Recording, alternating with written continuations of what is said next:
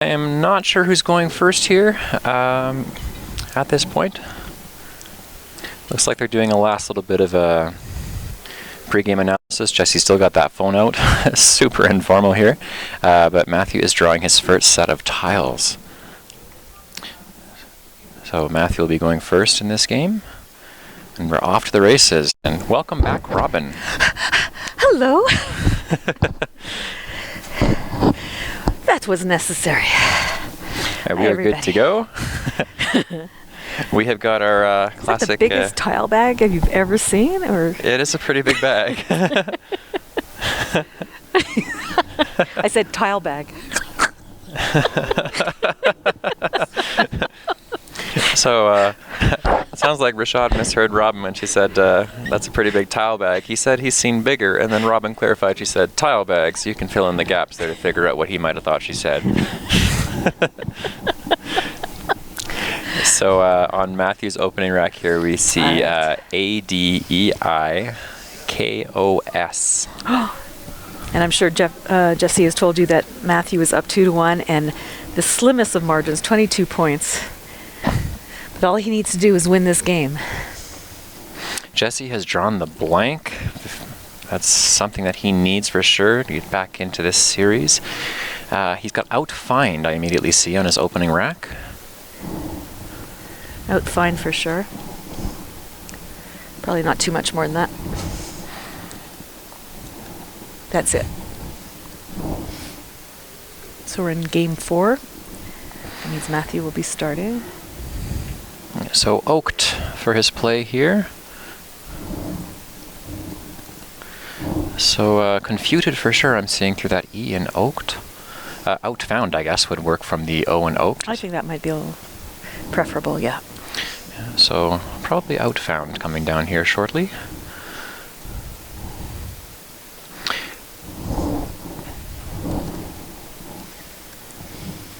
We had lunch with Jesse and Matthew just now, trying to get a little bit of background on how they were feeling last night. And like the true champs they are, it was fine. Slept fine, no problem. Matthew just set up his rack. He left 6 of the 7 letters in order he had for vaginas, but he drew an S instead, so was not quite able to fill in that spot there. Couldn't find an opening for it. Shall we keep going? Oh my goodness, apparently not. So we're just waiting on outfound here from Jesse being the clear play, I think.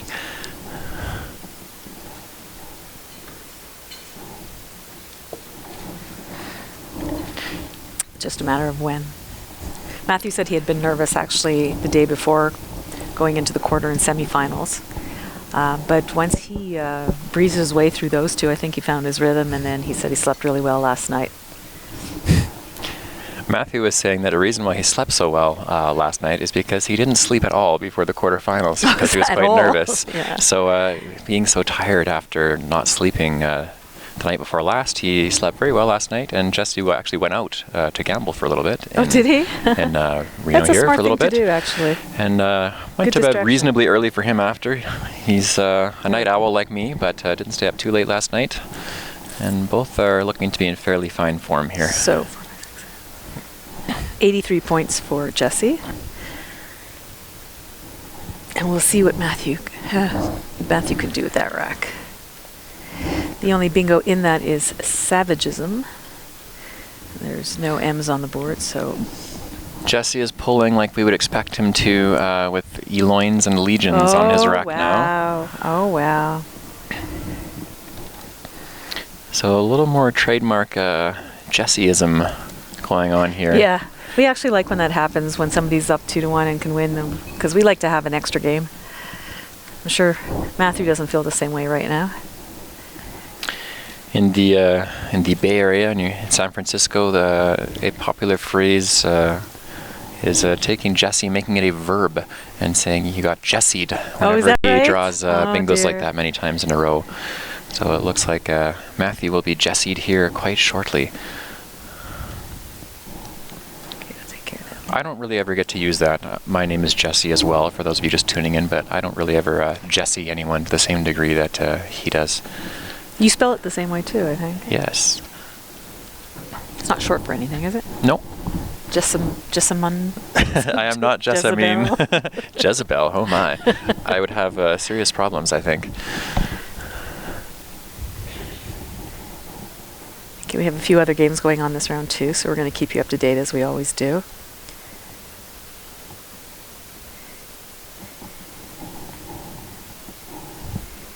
And we'll just set that up. So Pete Armstrong is playing Dave Wiegand, and Dave is up 2-1. And I didn't get the final score of the last game. I didn't either. So in the Collins division, we're waiting to see who's won that title. I'll get you that for you. There's a few divisions that have titles decided already. Charles DuPont has won 3-1 in his series in Division 3, so he is the Division 3 champion this year. Congratulations to him. John Karras and Kevin Fraley are in Game 5 in Division 2. They are 2 games apiece right now, so well done there. Division 4. While you're looking that up, I'll tell you about Collins while you're looking that up. Collins, Dave Wiegand did win the third game against Pete Armstrong, 440 to 417, so he's up 2-1. In Division 4, Evan McCarthy, a school Scrabble player, I think a former one at least, he's won 3-0 over Constance Creech to take the Division 4 title. Congratulations to him. So really, we're just waiting on 3 of the divisions to decide who's the champion in each respective division. Division 2 is undecided as of yet. Division 1, of course, that we're featuring right now, and Collins is also undecided. Now, what is he going to play? Sidelong through the D. And the better placement of it was blocked through the D, and Oaked was blocked.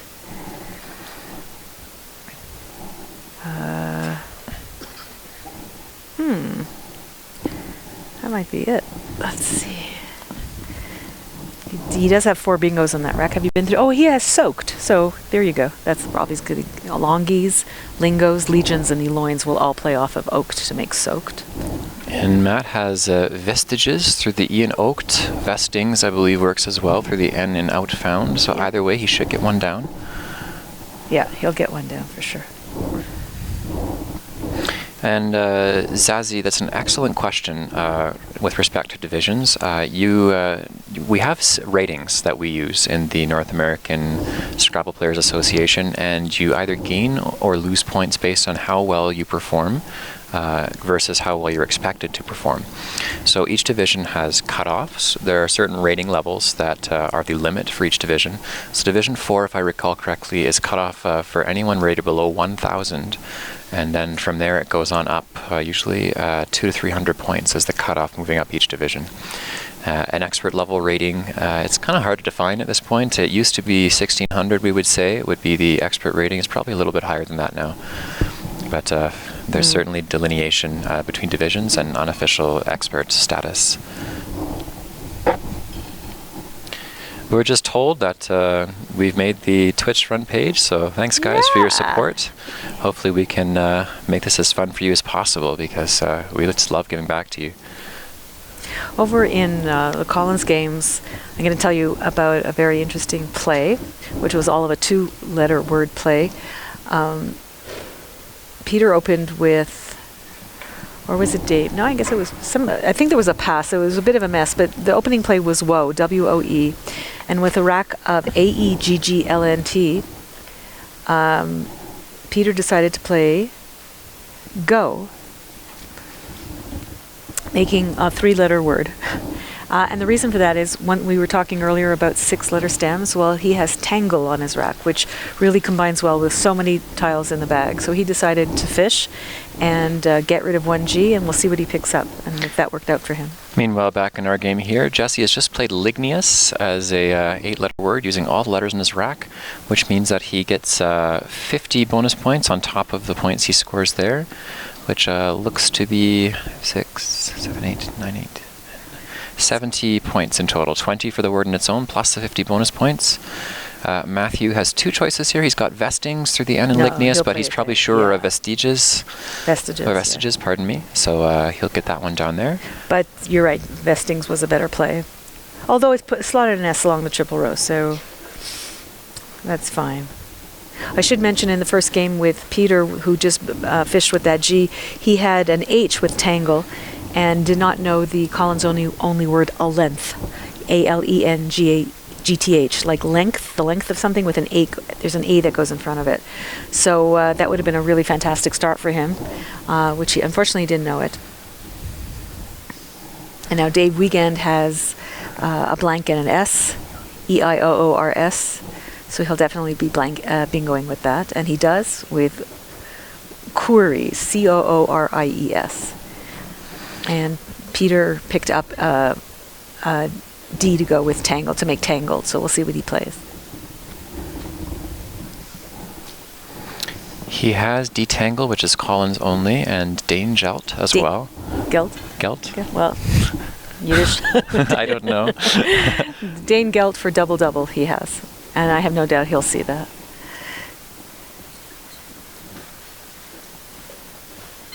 And he does not detangle. Oh, you always want to see the best possible play in finals, but you totally understand how nervous these players get. All right, on to real racks here. Okay, so Jesse has got a few larger, clunkier letters that probably should get unloaded, at least one of them here. The Y is not really conducive to making bingo plays here, and bingo plays, just to define for those of you joining us now, is using all 7 of your letters in one turn, and that's to get 50 bonus points plus whatever you put down on the board here. So Jesse's considering melee through the L in Ligneous as one option here. Oh, I think it's a really strong option.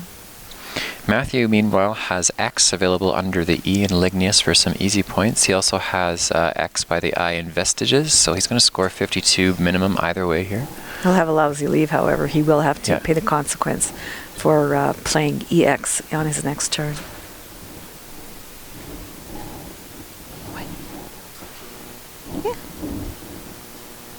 So Mealy's going down with a nice leave of EIR on the board here.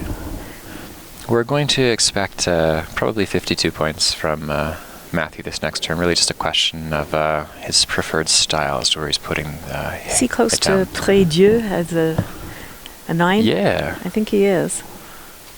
PRIEDIEUX. There it is. So he's got that, but it's not available to him. But when you're sitting there while your opponent's taking about 3-4 minutes, your mind wanders Yeah. to the pretty plays that you can't make. That's at least what mine does all the time, for sure. It's hard to focus. So Jesse Day actually has a nice option. He's Jewing down to the G in Ligneous, Oh, yeah. which would score a lot of points. I hope people understand out there that we think of these words as playing pieces and not for their connotations socially and religiously. And although some people might find offense that a word such as Jew is a verb, we see it just as an opportunity to score points. And the reality is that it does reflect language as it's used, regardless of how vulgar it is. It is in the Scrabble dictionary because people use the words. I always think the ugliest word in the world is the one that's played against me that wins the game. Yes. I think that's a pretty ugly word, no matter what it is. So, Matthew is very concerned about rack balance. He's very afraid to play EX and then have a horrible rack. But there is something to be said for grabbing the points while you can, especially when you're down by 70 points. It is possible he's thinking about just playing PIU to take out that triple line and then still have X in 2 places next turn. His rack is still reasonably balanced. He could also just draw a bingo play after playing it. So fairly good logic here because he's going to score 52 points minimum next turn anyway. If that SWAT is still available. Oh, There's 2. He's got 2, so Yeah. absolutely there was no rush to play off the X then. Absolutely. But we still are going to see Jewing. So 19 to give him 137 for Matthew. And yeah, I don't think this is going to require a whole lot of thought, but all the same, you probably still quickly check the board before laying down jewing. For 50 points and a score of 238. And a fantastic set of leftover letters for him as well, ER. For those of you looking to improve your Scrabble game a little bit, there's several things that make this play really good. One is that he's used these higher counting letters to score lots of points in combination, but he's also left really nice letters left over, ER. Those combine to make a lot of words that are longer. So you're also preparing for your next turns and not just the one you're playing at now, and that's part of why Jesse's move is so good. Matthew is looking not to block the S up on top and still get his 50 plus points for X, so he's chosen to play on the bottom. So for 52 points, there, and 189. he's kept the board wide open while making that play. He would have loved to have played Rex, but it just wasn't going to happen. He has put 2 of his tiles in the wrong direction, so he's keeping both us and himself in suspense. Let's see. It's looking really calm. I know I'm sitting here with my heart going. It's like, yeah, whatever. An L, that goes pretty well. If that's a vowel. Broilers. Wow, broilers will go down to the S if it's not blocked there. But both of them have really, really nice racks.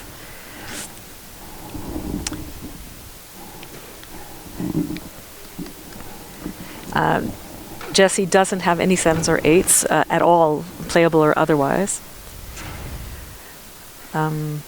He's holding pretty much a 50-point lead, so he's going to want to, at this point, probably play around the vestiges area to make things more difficult for Matthew.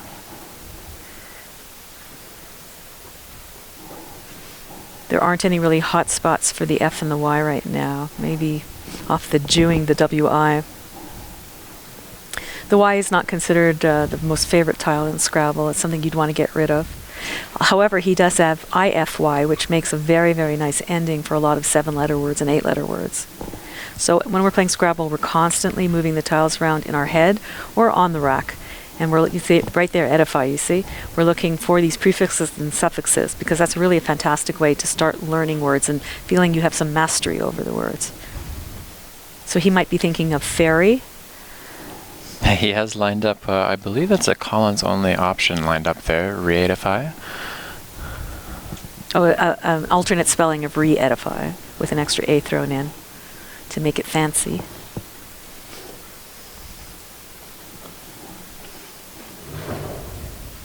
He could spell fairy up on top, F-A-E-R-Y, through the E in vestiges for a nice score of 30 points. Sometimes when you have really good tiles, it's actually a lot harder than when you have bad tiles. With the bad tiles, it's pretty clear what needs to go and what needs to be done. When you have good tiles, then it becomes a guessing game. That's when the statistics come into Scrabble. What is in the bag? What is the likelihood of me picking this out of the bag? What is the likelihood of my opponent having that on his rack? That's when the game really starts revving up in your brain as to what's the best play.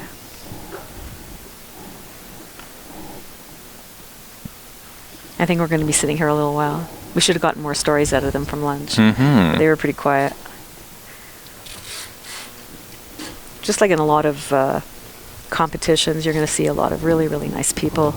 And we certainly have them in Scrabble, very unassuming. Nobody's puffing out their chests and being egotistical. They're just, oh, I got lucky, or, you know, really nice guys. Any suggestions from the watching fans, Jess? We are seeing fiery through the E in vestiges as a strong play here for Jesse. It also does end up blocking broilers. Fiery, yeah, is better than fairy, actually. Yeah. And beyond blocking broilers, it also blocks Borrelia down to the A in oaked. Well, I hope Jesse's earpiece is working well and somebody's feeding him that information. Let's see what's going on. And interesting thing happened over at the Collins games. Dave played Jehu, slotting a U for Peter Armstrong's Euless Q. However, Peter chose to use his blank to double the Q go under the J and the E in Jehu and spell quote for 65 points, which I think was a pretty smart decision. Jesse is playing fiery in the end, which is gonna, he doesn't know it yet, but it's gonna save him big time here because both Broilers and Borrelia are no longer playable. Right. And to follow up on the CSW game, as pretty as the play as that was, it allowed Dave to immediately play Suarez under the Q and the blank U in quote. So at that point, we have a score of 187 to 138 for Dave Weekend. Jesse's got A, C, D, E, I, M, T on his rack. He needs an A for acetamide, or decimate with an E. Or medicate. Medicate, yeah.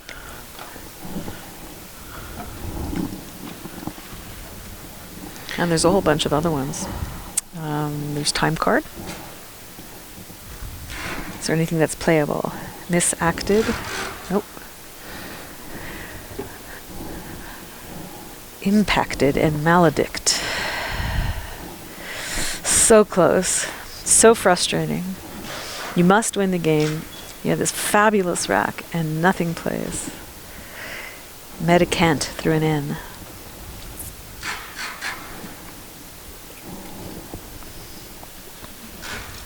Well, we'll see what happens. So Broiler now doesn't play.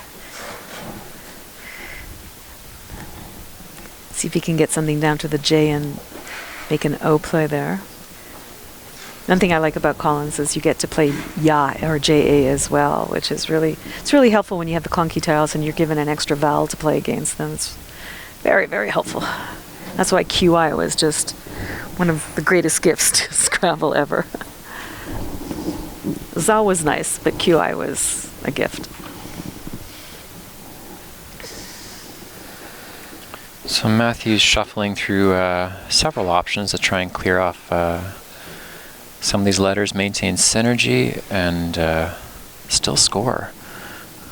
He can't infer from Jesse's last play that he's been saving great tiles. Obviously, FY, he scored with the F on the double. He wasn't looking to balance his rack. He was actually looking to score.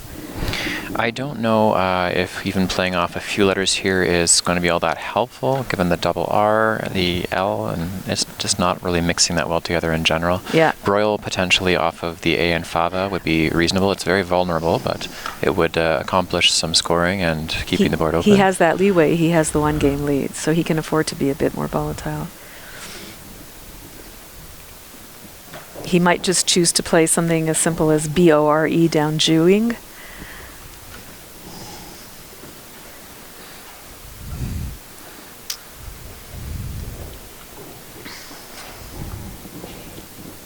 I'm looking if there's anything through the V, something clever up on top, but I'm not seeing anything.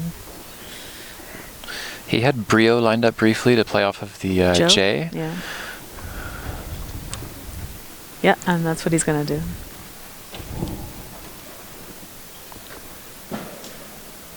I think it's better to play high up rather than BORE lower down and allow the bingo lane to be nice and easy to reach. Although this will allow for IES bingos off Brio to the right of it. So the R is not quite in the right spot for time card. 21 points for Matthew, which gives him 211. No, 210. Oh, Matthew's drawn a blank here. Regaler.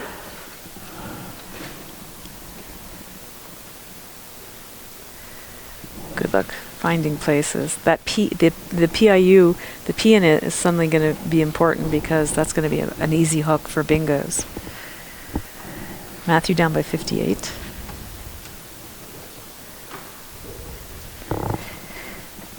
Nothing through the B for Jesse, and time card was the only bingo through the R. Grueler and Regaler are the only sevens for Jesse. Matthew, that is. For Matthew, sorry about that. Yep. And Lingerer, I think, is the only one through an I. And I'm not seeing anything. It's going to be a bit of a frustrating game, I think, this one, with the almost bingos. I'm seeing, looks like Brian Capoletto has joined us in the Hey, chat Brian. feed. Hello, Brian. Nice to see you here. He's thrown out matricide and diametric through RI if they were in the right spots. Very nice. Brian, how long have you been sitting on your hands before joining in? We miss you. Brian is also a legend in Scrabble circles. He started off as the young prodigy that everyone can't believe how well he played, and he eventually ended up becoming world champion. And did he win national championships? I'm quite sure he did at some point, yes. If he didn't, it was ridiculous that he didn't, but he can tell us. May have been in Chicago. I can't recall. It would make sense, given where he's from. That's where he's from. And Brian has taken time off Scrabble, and that's all we hope he's done is take off time rather than abandon us, because we really do miss you, Brian. So Maki here is scoring really well. Accomplishes a nice balanced rack as well as scoring, taking out the I and the T.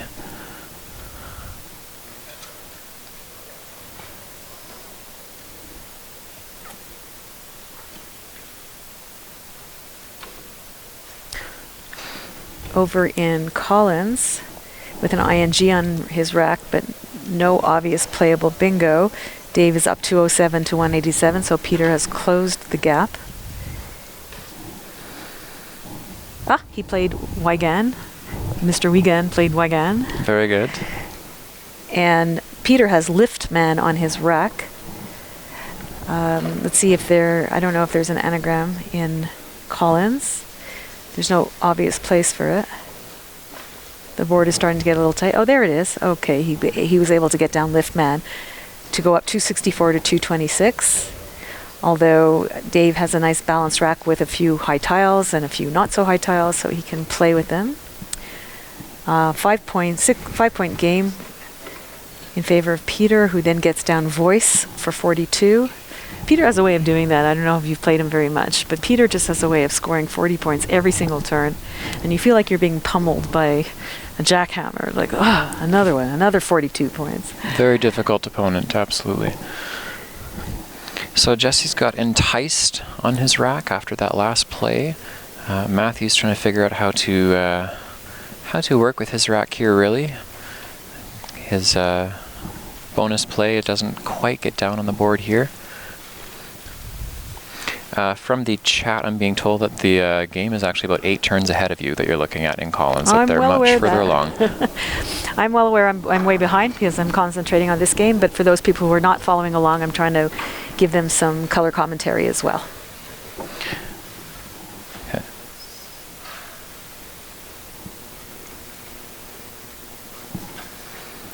Anyhow, in that game, it's just going back and forth, each person taking the lead after their turn.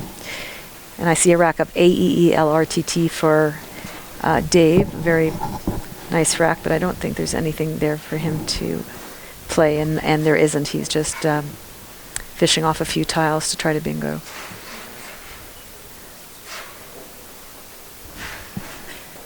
Peter very wisely extends evict to evictors for 39 points to take a practically 60-point lead, 57. And I think this is easily going to be a Peter Armstrong victory. It is. So Peter and David are going to go to a 5th game. How exciting is that? And if we go to a 5th game, they're going to have to split us in 2.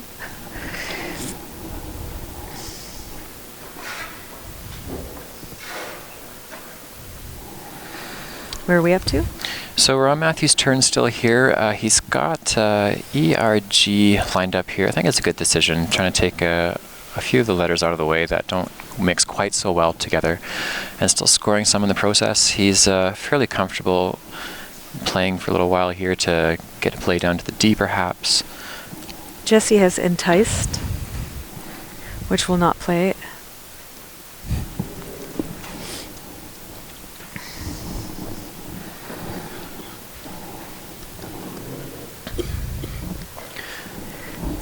So one of the tricky things here is figuring out how to work with these racks they're fantastic. They're all There's already fantastic. 7-letter words in there, but they just don't know. play. So one of the things that separates some of the best players is that they're able to find ways to still score, still balance their racks, and do really well. Jesse's opting for sense with a couple of underlaps there. Blocks off the F hook, scores the points. He's taking control of Very nice play. the top of the board here to limit options. With the lead, this makes sense that he's trying to take out as many lanes as possible, but fortunately for Matthew, this board is by no means shut down yet. He doesn't have a 7. There's only Inhaler and Hernial. And he will not be able to play off the D with Children, Inholder, and Hardline.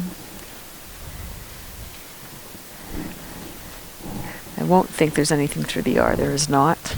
And if there had been something through the B, it wouldn't have fit. Oh. So Jesse's not drawn too well here. His rack is going to be a little awkward to handle for the next turn here. Meanwhile, a suggestion from the chat would be Row, Rex, and Ho for a number of points. Keeping a line and a blank on the rack.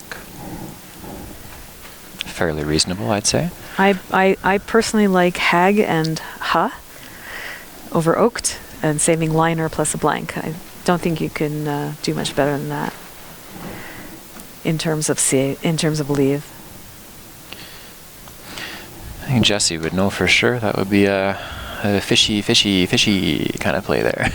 But even then, it would be hard to block up the board because there are 2 major spots.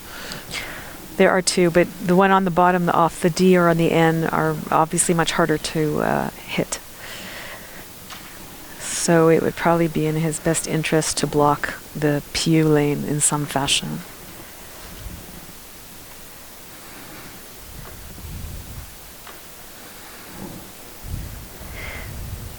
If there was some way for Matthew right now to play that H, for example, and create a 3rd line, then Jesse would really have some worrying to do.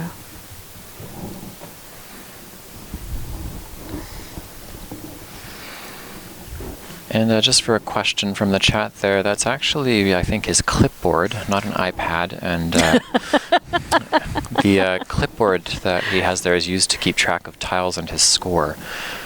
And some players like to hold it in front of their head and be very expressive and animated, perhaps, when they're thinking. Matthew is one of those players. He's opted to play off the H to make Hag and Ha, so he's made a clear fishing play here. He's drawn a P after playing off the H.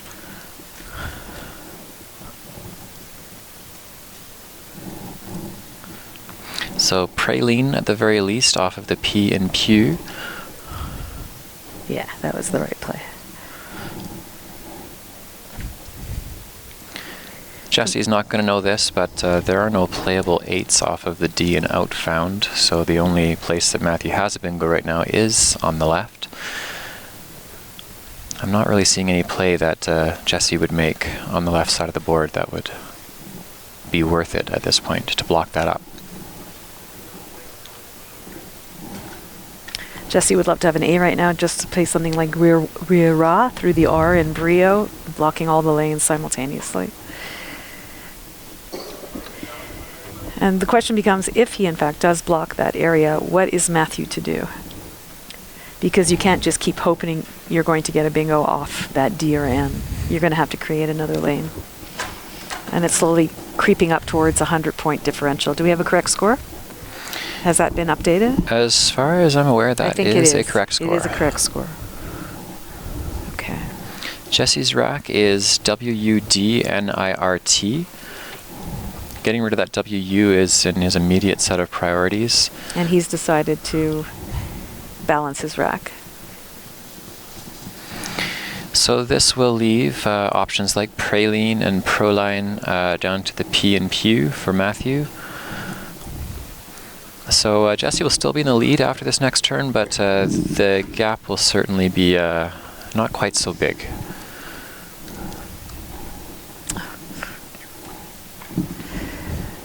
And Perline as well. So if he doesn't want to slot a vowel next to the double letter score, he would play Perline. Jesse has anti-car now on his rack. Nothing off the D or the N. But once, and is there anything with the P? Cantrip is the only one, if I remember correctly. Yeah, so praline goes down here. That's the second of the 2 blanks. All right, we have a closer game, but I still think the momentum's in Jesse's favor. We'll see. Lots of really nice tiles left, but there is a Q as well. So 74 points will be 322 for Matthew.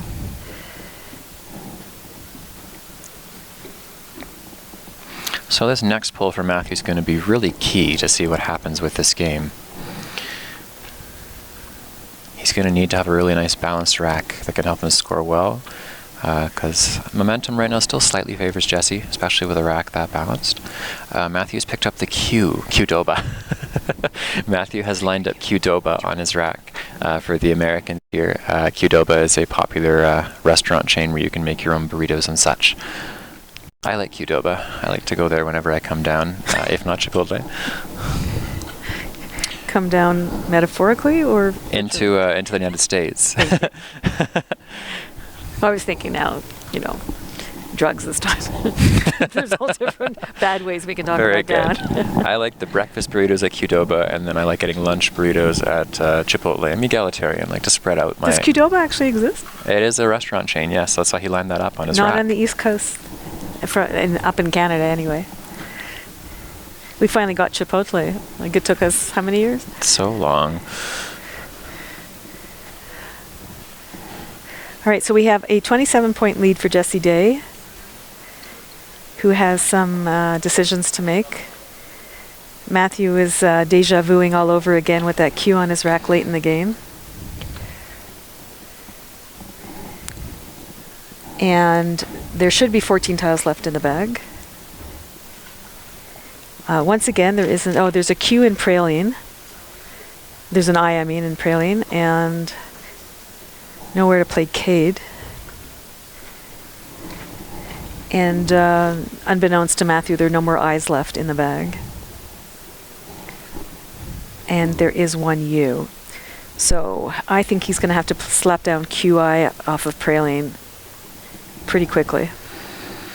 I think he'll be want to keeping the Q on his rack again in this game after it hurt him so badly last game. He's likely going to unload it as soon as he possibly can. When we went to talk to both of them after this last game, Matthew did say that he felt he probably should have just played Chi instead of Voltai in that one spot. Thank you. I feel vindicated. Do you know if that's proline or praline? Have we been able to determine that? It's praline. So that was probably a good choice. It's harder to hook it. Otherwise... Although with it as an A, given that we have not seen the Z yet, that's still some easy points to cash in on for Za plays. Yeah. If we were playing Collins, it wouldn't have mattered if he made it an O or an A, because the Z hooks on both A and O in Collins. So wait, Jesse has a really tough decision here. I'm wondering if we can get some times, how much time is left in the game. Seems like a good time to figure that one out.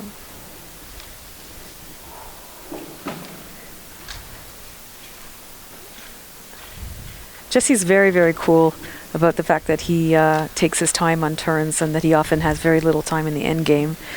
It's always like, yeah, I knew I was okay. I knew I'd get it down, no problem. Very West Coast mentality for us East Coast people who are always kind of type A's.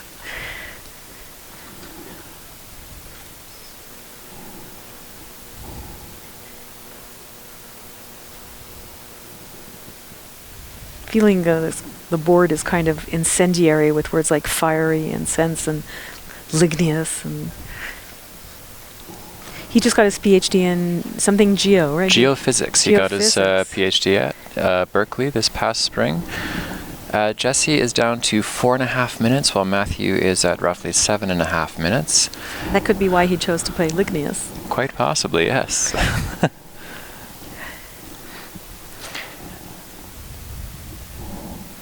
So Jesse is opting to play Anna underneath Wood.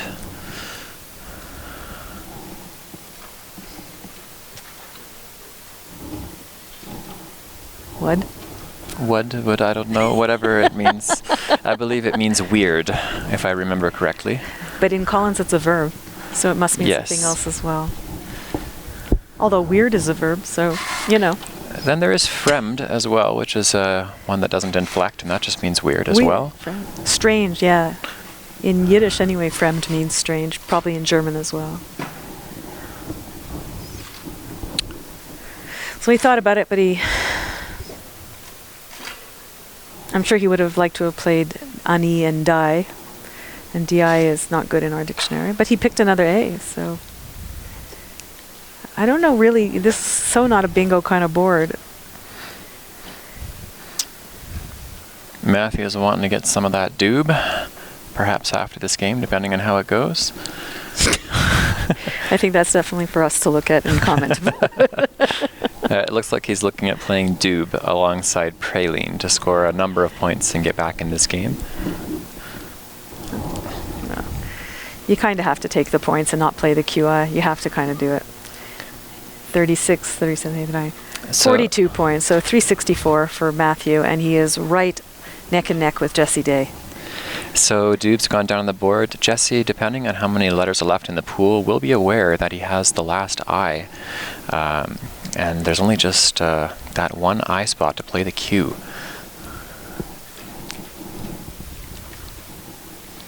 We'll keep you up to date with how many tiles are left as soon as the computer catches up. Wow. Matthew's drawn extremely well. Impressive. Matthew certainly doesn't need to bingo. Now, what can he do with that and score points? That's the question of the moment. He can't take the triple letter blue spot next to Brio in that lane. He can't. If he had picked an I, he would have loved that for Quay or Key or. How you say it, yeah. So Jesse Day is playing Clit alongside of Praline. I will leave that to your imagination to define that. That's worth 30 points to give him a score of 399.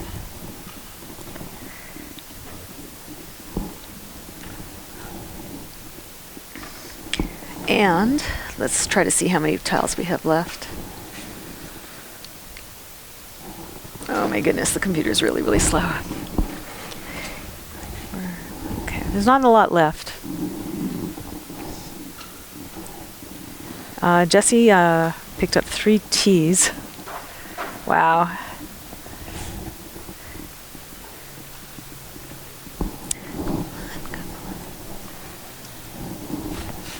Just trying to find out how many tiles are in the bag so we can give you an idea of what strategy and what tiles. You can see Jesse had his hand in the bag. He's looking to see how many exactly are left. And if we can get a count of how many tiles are left, that would be really, really helpful. My thoughts are similar to one that I'm seeing in the chat. I believe Jesse's last play was intended to take out the easy spot for the Q and to force Matthew to have a U in order to unload the Q from his rack. Matthew's going to be quite aware that he needs to get rid of the Q fairly fast. There's 3 tiles left, and that's what we're hearing. Don't know if it's exactly true. What spot were they thinking to take out for the Q? With the last play, taking out the I in Praline to force Matthew to have a U in order to play off his Q. But they gave him a spot for, not quite, but Orc takes an A, so he can play Qua right there, and Orca. Which is what I think he's kind of I need to see Jesse's rack to see if that's crazy. Qua's an interesting play because there's no fear of any play off of the Q, if I'm not mistaken, because the last I's been played, Matthew has the last U, so Qua would be a very safe play up to the top row. This really is going to come down to who has the rack that can go out quickest. Because he will get down Q. He will get at least 28 points for it.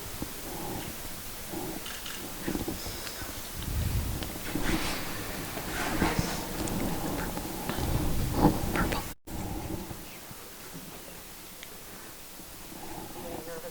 Old. Can we see anything else besides Qua and Orca that seems plausible? I personally would want to get rid of the Q right now. There's nothing that Jesse can do with that rack to hit the Q to the triple.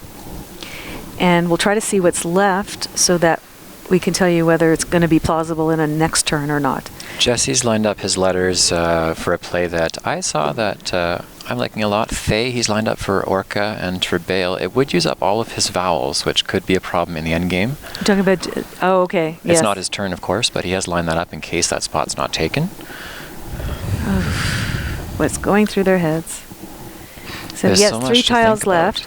The Z is in the bag, which is why it's imperative for Matthew to get rid of the Q right now. Wow. He's setting up Sook. Wow. There's Interesting no play. question Yes. he's setting up Sook. That is a fabulous play in many ways, because if Jesse wants to block it, he's going to have to open up the triple row. And there's 1 tile in the bag. Interestingly enough, with LOZ in the bag, Matthew could be a little clunky on his rack, and that may not be a bad thing if Jesse can't go out in 2 with those 3 Ts. Jesse got 20 points for that. Matthew got 20 points for that to give him 384.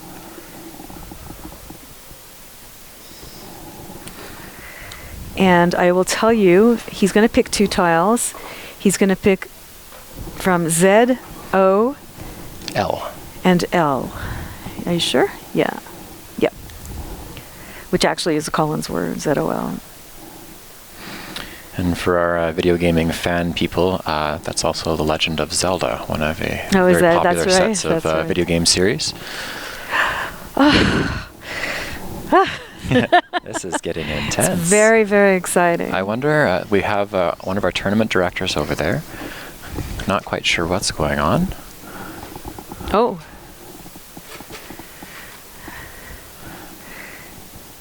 We have 2 tournament directors there now. We're going to go over and see if we can figure out what that is.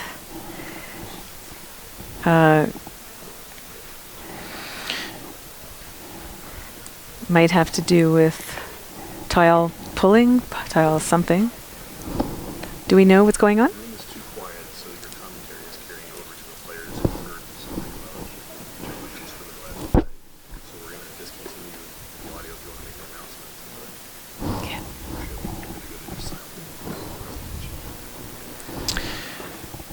Okay. Okay, so just so you guys know, we're actually being called off of commentary here because other players have left the room. They are one of the only boards left, so there's no ambient noise to clear us out. We're across the room, but all the same, our voices are apparently carrying, so they're going to be turning off the sound and concluding the game in silence.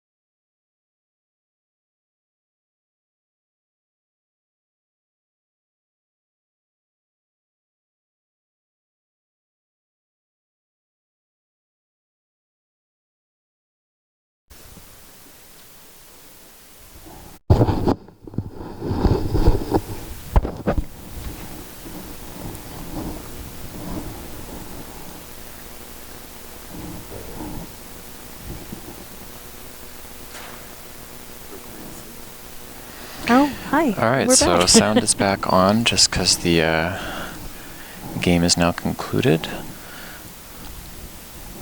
Sorry about that. It turns out that without 350 other people in the room, our voices, even though we are speaking very, very quietly, are carrying across the ballroom, and the players could hear our predictions of their play. So we were asked to stop talking for the last couple of plays to make sure that our suggestions and our knowledge of their tiles was not broadcast to the players themselves. Thankfully, it did not affect the end of the game, from what I'm understanding, although it looks to me like they're doing a recount, so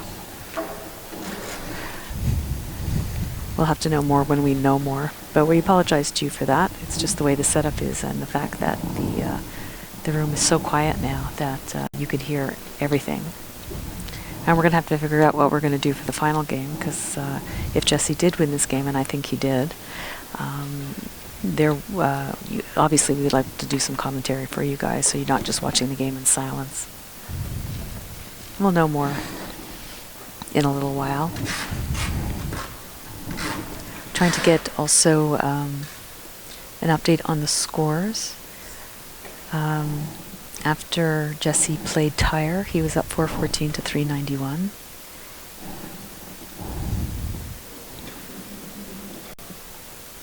And it looks like Matthew played Dolar at 15H to save 2 places to go out with SUQ. Jesse played Za. Yes, it wouldn't have been enough. And Jesse had enough of a lead, so he's going to win the game.